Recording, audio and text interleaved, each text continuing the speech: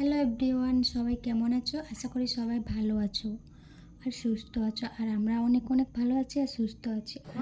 আমার একটা নতুন ব্লগে তোমাদেরকে অনেক অনেক ওয়েলকাম জানিয়ে আমার ব্লগটা স্টার্ট করছি। আর এখন বাজে 12টা 15 আর আমার বর গিয়েছিল নাইট ডিউটি। রাত্রে গিয়েছিল, সকাল 8টার সময় এসে ব্রাশও করে নিয়ে ঘুমিয়ে গেছে। এখন বাজে 12টা 12 বাজে। ওঠো ওঠো ওঠো গো, ওঠো। আমার খিদে পেয়েছে, আমি সকাল থেকে কিছু খাইনি জানো। এই করতে করতে ইয়ে হয়েছে, 12টা 16 বাজে দাও।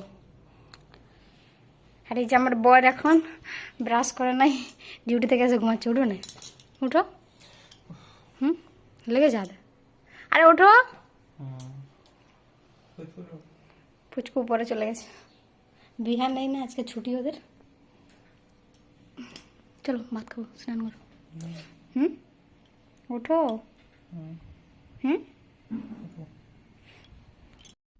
আমার বর ওঠার পর বিছানাটা আমি সুন্দরভাবে গুছিয়ে নিয়েছি। আর আমাদের মেয়ে উপরে গেছে, আমরা যে রুমে ভাড়া থাকি রুম মালিকটা নিয়ে গেছে। তারপরে আমার বরের স্নান করা হয়ে গেছে, আমি এখানে ভাত নিয়েছি। আজকে রান্না হচ্ছে ডাল, সজনে ডাঁটা, আলু দিয়ে একটা তরকারি আর বেগুন ভাজা। আর আমার তো সিজারা বাচ্চা হচ্ছে, তাই আমি বেগুন ভাজা খাবো না। খেলা করে আমার সোনা মাম্মা, তুমি খেলা করো মা, তুমি খেলা করো, তুমি ভালো মেয়ে।